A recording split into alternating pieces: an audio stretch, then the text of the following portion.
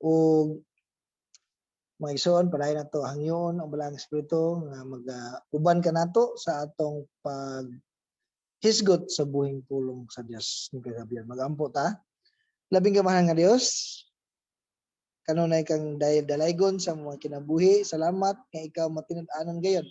Nga bisan kami, Lord, gakapakyas, Lord, o gakasayop sa mong pagkinabuhi. Apan Lord, ikaw padayon nga matinud-anon nga nagatabang, uban nagagiya ka namo Ginoo. Ning kagabion Ginoo Lord, aron Lord walay babag Lord sa among pagpaminaw sa among buhing pulong, among pangayuan ug kahinluan Lord ang among mga nahimo nga mga kalapasan sa hunahuna sa pulong sa buhat ug sa wala pagbuhat sa gusto nimo ipabuhat kanamo Ginoo. Lord, salamat sa paghimo nimong angayan. Salamat sa dugo ni Ginoong Hesus nga naghimo ka namong matarong Ginoo. Salamat kayo Dios. Ug ikaw Lord ang mag-aandam sa among kasing-kasing hunahuna Ginoo nga sa among pagpaminaw Ginoo. Lord, matisok din kini sa tabunok nga bahin sa among kasing-kasing ug among kining makinabuhi uban sa tabang sa imong balang espiritu Ginoo. Wala kay labyan kanamo ang matag usa kanamo Ginoo, mapanlanginan nimo sa imong buhing pulong. Ingon man ako Lord nga imong instrumento, Lord, tabangi ako sa akong pag-share nini Lord uban sa kusog tabang sa imong balang espiritu Ginoo. Salamat kayo Dios para na mo po ang mayong panahon, ang mayong nga koneksyon Lord ini kagabion. Ang kinatibukan ikaw ang saligan nga magadumala sa ngalan ni Ginoong Hesus. Amen. Amen. Okay mga igsoon, sa atong mensahe karon nagapadayon gihapon kita sa ikaduhang Korinto. Ikaduhang Korinto 10:1 paingon sa 5 mga igsoon. Ingon dinhi sa verse 1 sugod, ako si Pablo nga giingong mapainumsanon kung atubang kaninyo apan isog kung layo nangalyo po kaninyo tungod sa kalumo ug kaluoy ni Kristo. Hangyoon ko kamo, ayaw ako ninyo pugsa nga mangisog inigana ko diha. Sigurado gyud nga kasab-an ko kadtong naghukom nga kami kuno nagbuhat nga dinasig sa kalibutanong tinguha. Sa verse 3, tinuod nga nagpuyo kami sa kalibutan, apan dili kami makig-away tungod sa kalibutanong tinguha. Sa verse 4, ang mga hinagiban nga gigamit namo sa among pagpakig-away, dili mga hinagiban sa kalibutan, kundi gamhanang mga hinagiban sa Dios nga mulumpag sa mga kuta sa sayop nga mga pangatarungan. Sa verse 5, gipukaw namo ang tanang babag nga gigamit sa mapagarbuhon batok sa kahibalo mahitungod sa Dios ug gibihag namo ang tanang hunahuna ug gipasunod kang Kristo. So muna ang mensahe sa Dios ug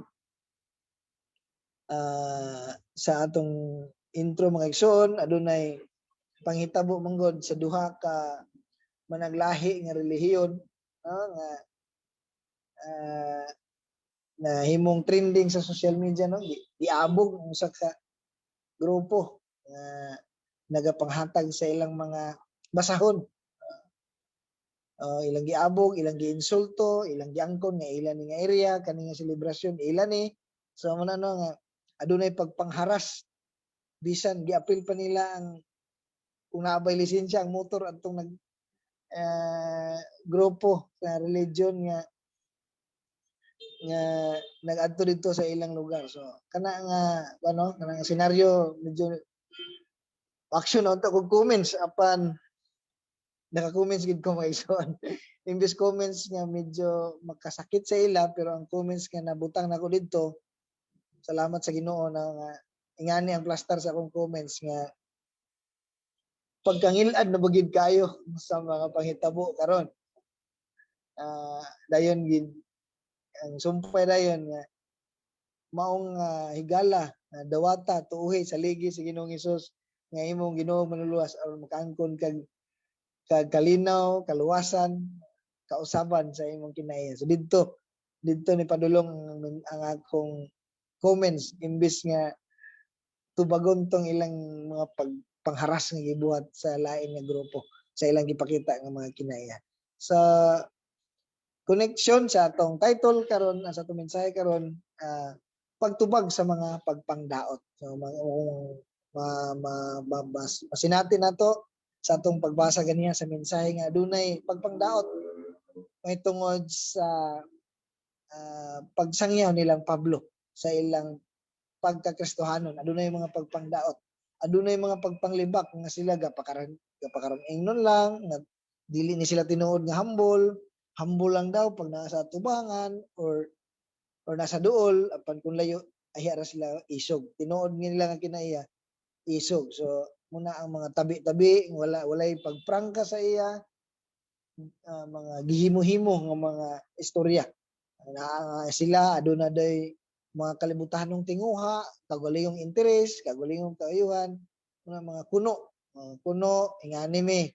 Kung kana sa ato pa kung kuno mga binuhat-buhat o mga tinutomo nga mga sugilanon. Ug kana dili angayan nato sundon nga igsoon mga kinaiya mga pagpangdaot. So unsay tubag ni ana ni Pablo nga atong gihimo sa atong title pagtubag sa mga pagpangdaot. So mga buhat kana kung atong subayon kina din nga mga buhat sa mga mini nga mga ministro, mga mini nga mga magtutudlo. Sila man ang grabe nga supak, grabe ang saway kang Pablo. Apan ang ila day mga gawi mao day ang dili maayo. Nilutaw ra gyud diha sa ikaduhang Korinto 11:13 kay sila mga mini nga apostoles, limbungan nga mga magbubuhat ug nagtakuban pagka-apostoles ni Kristo. So muna mga igsoon muna atong likayan nato ng mga tawhana, likayan usab nato ang mga hinimo-himong mga sugilanon nga dili angay nga isugilon o kung dili hinunoo bansayon nato ang atong kagalingon sa kinabuhing Dios nan muna atong palambuon ang sa unang Timoteo 4:7 muna atong palambuon ang atong espirituhanon nga pagdisiplina. Likayan nato ng mga buhat-buhat ng mga istorya kundi atong bansayon, atong anaron, atong kaulingon diha sa kinabuhing Dios. So bisan pa no sa mga pagpangdaot nga walay igong kapasikaran si Pablo nangalyupo naghangyo siya nga alang kang Kristo lang. Alang kang Kristo lang naghangyo ako kaninyo. Una nato nga punto paghangyo alang kang Kristo. Munang unang tubag sa mga pagpangdaot. Kung dili pa lang tungod sa Ginoo, pasalamat ka kay Kristohanon ko. Kanang award bitaw. Ngayson sa verse 1b tungod sa kalumo ug kaluoy ni Kristo. Una nga wala na siya katumpang. Kay ang kalumo ug kaluoy ni Kristo, grabe man yun. Dili siya dali masuko ug puno siya sa gugma nga walay paglubad. Muna ang iyang gibasihan nga dili unta ko maka-response ug dili maayo kanila ug ang iyang gigamit ang kalumo ug kaluoy ni Kristo. Muna gikasuko ni Jonas no atong subayon ang story ni Jonas gingnan niyang Ginoo mao gani nga wala ko ni sugot sa imong sugo nga padtuon didto sa Ninibe kay kabalo ko nga maluluyon ka, di ba? Mapailubon ug kanunay pag-andam sa pag-usab sa imong mga laraw. So una mga igsoon nga nakabalo natandaan nga ang Dios maluluyon o mapailubon o muna nga kinaiya nga atong makuha gikan sa balaang espiritu no nga naa ka nato mga igsoon.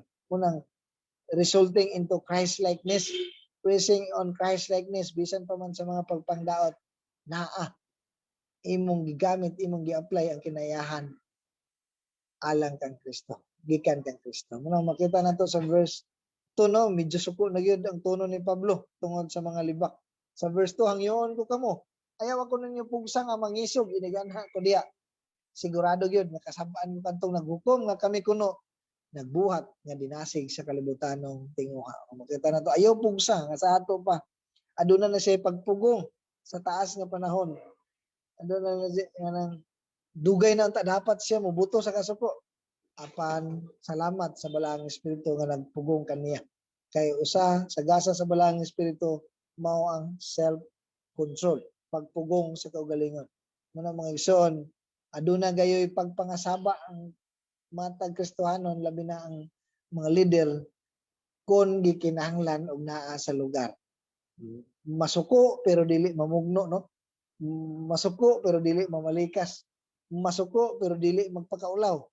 Masuko pero nagalikay nga makasala. Sahay ang paminaw sa uban, pag masuko na gani ang leader, moingon din sila, dili maayo ni siya nga leader, kaya nasuko. No? Dili ni siya maayo nga leader, kaya nasuko. Tanawa, kung ang iya bang pagkasuko, wala ba sa insakto nga lugar. Pareha sa nahitabo, atong sample na to, nga gipang-abog nila ang lahi nga reliyon, kay mo lagi ang kalag-kalag ilaha, ang sementeryo ilaha, so ilang gipang-angkon, bisan ang lisik, driver sa kuan ilang paging nanakay lisensya, kompleto ng apil na. So grabe ang ilang pagpakaulaw, pagbinuang, ngilad nga pagtratar sa isig katawo ng igsoon. So dili pud mao, no, ang gibuhat nila mga igsoon. So muna ang pagtubag sa mga pagpangdaot, gisampulan ta ni Pablo, naghangyo siya alang kang Kristo nga malumo maluloyon. Ang ikaduha nga punto, pakigbatukan ang mga pagtubag o mga pagpangdaot pinaagi sa hinagiban sa Dios. Sa verse 3, tinuod nga nagpuyo kami sa kalibutan apan dili kami makig-away tungod sa kalibutanong tinguha. Ang mga hinagiban nga gigamit namo sa among pagpakig-away dili mga hinagiban sa kalibutan kundi gamhanang mga hinagiban sa Dios nga mulumpag sa mga kuta sa sayop nga pangatarungan.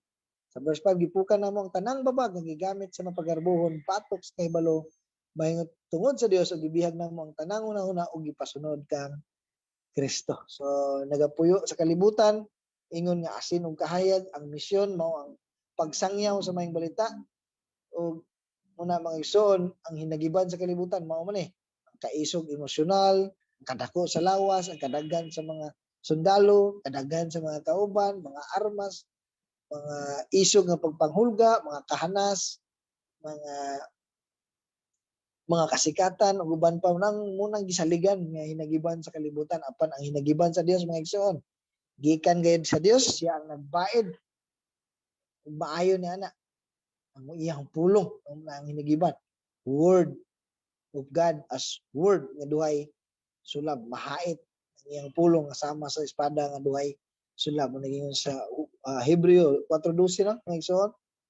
O sa point number 1, hinagiban sa Dios nga ilang gigamit ang ilang kahibalo diha sa Dios. So munang gidasig ka nato no sa Efeso 6 nga lig-uno na to tungod galingon no. Diha sa paghiusa sa Ginoo pinaagi sa iyang dakong gahom. Diha na din gipanggamit ang tanang armor kahimanan sa gubat nga gihatag sa Dios aron makasukol ta sa mga pagpangdaot, mga pagpanglimbong sa yawa mga igsoon. Kaya atong pakig-away dili man sa kalibutanon sa unod kundi sa espirituhanong gahom nang gidasig ta sa pulong sa Dios nga dadto nato pirme ang atong mga kahimanan sa gubat espiritual no aron makasukol kita o maabog nato ang kaaway sa ilang mga pagpandaot. Nang sa verse 14 sa Efeso 6, muna atong andamon ang kamatuoran, ingon nga bakos, pagkamatarong, ingon nga salipod sa dughan, ang kadasig sa pagsangyaw sa maayong balita, sa pagigdait, ingon nga atong sapatos. Sa verse 16, dada kanunay inyong taming, nga mao ang inyong pagtuo, kay pinaagi niini makapalong kamo sa tanang nagsiga, kay kaninyo sa yawa. Sa verse 17, ug ikalo ninyo ang kaluwasan, ingon nga panalipod sa ulo, gamita ang pulong sa Dios, nga gihatag kaninyo sa espiritu, ingon nga espada. Sa verse 18, buhata kining tanan diha sa pag-ampo ug pangayo kamo kanunay pinaagi sa espiritu. Tungod niini pagbantay kamo og lahutay gayud. Una mga igsoon, pag-ampo mo ginagi mga igsoon, importante gid kay sa ato ang pag-ampo kay mo may pulong sa Dios sa unang Tesalonica no 5:16 no? Pag-ampo kanunay 17 pag-ampo sa tanang panahon. So wala mga igsoon kinahanglan gyud nato ang pag-ampo dili lang sa atong prayer meeting kundi sa tanang panahon sa atong kinabuhi na agid tay paggahin og pag-ampo sa Dios. Pagka matinumanon sa kamatuoran Dios nung pagkinabuhi dili lang gyud nga kabalo na ta sa kamatuoran bright kita dili na ta mapildig mga debate mga igsoon ubanan sa pagkinabuhi ang atong mga nasayran mga kamatuoran mahitungod sa Dios. So, tawang lang ang atong mga nasayran kung wala nato na i-apply sa kinabuhi. Ug dayon maisugon nga pagsaksi. So mo kan magita no adunay kabahan magita no sa pagsangyaw sa mga balita. Bisan ako daghan ang higayon nga gigamit ko sa Ginoo. Pan panahon na gani magsangyaw, mag-share sa pulong, bation gyapon ako ang kaba. Pero salamat sa Ginoo nga naghatag kanang kog kalampusan sa panahon nga iya akong gamiton nga magsangyaw sa iyang pulong. Importante po mo iso ang pagtuo, gugma, ug paglaom sa walay katapusan tiguban sa Dios. Ang iyang pulong ug makanunayon nga pag-ampo mo gina mga igsoon. So pinaagi ni ana mamuhat ang Dios kanato ang iyang gahom, ang iyang presensya ug katuyuan nga kita magmadaugon sa kaaway, maputli kita ug mapalambo ang Dios nun nga kinaiya. So mao kana atong lig-on nga pundasyon, ang atong kahibalo ug kaalam mahitungod sa Dios. Wala mga igsoon, bugtong pulong sa Dios ang kahibalo ug ato kanang gikinabuhi. Mao kanay mulumpag sa mga pamaagi sa kaaway. Mao kanay mulumpag sa ilang mga sayop ng mga pangatarungan sa mga mapagarbuhon nga tao. Ano mga igsoon. Kay magunsa man na sila puno sa kahibalo, maayo mo debate, maayo mo palusot, lig-on kaayo tan-awon ng ilang mga depensa apan pag tan-aw nimo sa ilang mga pagkinabuhi ug sa ilang mga gawi didto na nimo masayran unsa sila ka dautan. So muna mga igsoon, ang mga matinud-anon diya sa Ginoo, obedient nga mga anak, bisag unsaon nila bitik, pangitaag sayop, buhat-buhatan na lang para ma-down, para ma-discourage, pero ang madaugon sa katapusan ang mga anak sa Dios kay ang Dios nagauban man kayod kaniya. So mo kanay pagdasig kanato mga igsoon nga bisan pa man paminaw nato nga walay naka-appreciate no sa mga hinay-hinay nato nga pagsunod sa Ginoo. No? Ay mas payo na lang tong hinahinay, ginagmay ang imong nahibalaan mahitungod sa pulong sa Dios nga imong gihinay-hinay apply kaysa katong paspas kay imong knowledge kada magbasa kag Bible dili na kanang debosyon sa Ginoo kun dili nagbasa ka para lang ana kay pangbangga sa debate, pang doktrina o wala na kay application. So mo na mga igsoon, pagdasig kanato nga bisan paminaw na to walay naka-appreciate sa atong hinahinay nga pagka matinud-anon pagsunod sa Ginoo, hinumduman nato nga ang Dios nga matinud-anon nagalantaw, nagatanaw ug nag-appreciate kanato sa hilom ug nagapanalangin kanato sa atong pagka-obedient nga anak mga igsoon. Padayon lang ta. Ingon nga asin ug kahayag ug nga isipon kita sa Dios nga bulaan nga. So siya ang manimalos, muhatag og hustisya bisan pag ang mga kaaway muhatag og mga sulid nga mga ebidensya ug depensa. Pero ang Kristohanon padayon nga magmadaugon kung tan-awon diha sa pagkinabuhi. So muna mga igsoon, ang Dios dili kita niya biyaan o pasagdan. Iya man gani gihatag iyang pinaka-precious kayo, iyang pinakabililon kayo nga anak. Mga igsoon, aron kita luwason, aron kita tabangan, aron kita ayuhon. So ang Dios dili malimot sa ato mga maayong buhat. Siya nga nagsaad, naghimog maayong mga buhat kanato, iya gyud kanang mga paghumanon mga igsoon. So padayon ta sa atong pagkinabuhi nga matarong ang atong mga pagsangyaw, dili ka na atong mga paghago, dili ka na mulabay nga kawang diha sa Dios. Muna ang mga pagtubag sa mga pagpangdaot, paghangyo alang kang Kristo, una nga punto, ikaduha nga punto, pakigbatukan pinaagi sa hinagiban sa Dios. O sa point number 1, kahibalo mahitungod sa Dios. O sa point number 2, gibihag ang tanang una-una og gipasunod kang Kristo. Napasunod ang mga tao, no? Nga wala na sila ikarason nga dili mosunod sa Dios. Kusa na silang susunod, wala na sila mahimo kay ang tanan nga katarungan nga sila mosunod kang Kristo naa naman sa kamatuoran o sa pagkinabuhi sa mga anak sa Dios. Walang balik terminato madungog no nga bisan sa atong pagkinabuhi bisan wala pa ta nakasulti, mura nagkasangyaw na tag gospel ngadto sa mga nakapalibot kanato. So muna mapasunod sila kang Kristo, mahimong tinun-an ni Kristo, dalhon kang Kristo diha sa pagrelasyon kaniya, pag-intimate gayon ang laom ng pagrelasyon kaniya. Ang follow me as I follow Christ sama sa ni Apostol Pablo, o ang kinaiya o katuyuan ni Kristo maangkon nila o sila sunod-sunuran uhawon sa pulong ni Kristo kay anaa man kang Kristo ang katagbawan muna ang mga alagad sa Ginoo dalhon gayud ang katawan ngadto kang Kristo nga mao ang katagbawan. Ipatutok gayud kanunay ngadto kang Kristo nga mao ang author o finisher sa atong pagtuo. Dili kay ma-close sa leader, dili nga mobilib og maayo sa pastor o sa leader kay ang leader, ang pastor huyang og nagasalig gihapon sa Dios. Kung wala ang Dios, wala gayud ang mga leader mga igsoon. Muna mga igsoon, kung mapakyas gani ang leader, ang alagad nga ang tao magpasunod dito kang Kristo, sigurado gayud nga magkaguliyang ug pagresulta na hinuon sa daotang kinaiya. Worse pa hinuon ang dangatan sa tao. No? Ang daotang tinguha og musangpot na hinuon sa kalaglaga. So muna mga igsoon sa atong panapos, nahibala na nato ang mga tubag diha sa mga pagpangdaot, dili gamiton nato atong tawhanon nga response, no? Gamiton nato ang hangyo alang kang Kristo, pakigbatukan nato pinaagis sa hinagiban sa Dios, no? Ang kahibalo nato mahitungod kaniya og bisan no makadani kaayo maka-response ta gamit ang kalibutanon nga atong tawhanon nato nga response panahon nga biklon ta, daoton ta, apan padayon nato gayud gawi-hawiran gay nato, lig-uno nato atong kaugalingon diha sa paggamit sa hinigiban sa Dios og ang ilang bihago nato, ang ilang mga nahuna og ipasunod ngadto kang Kristo lang. So muna ang atong mga tinguha og mahimong lig-on kana og mahimo nato kana pinaagi sa pagampo sa tabang sa balaang espiritu. Salamat sa Dios sa iyang pulong.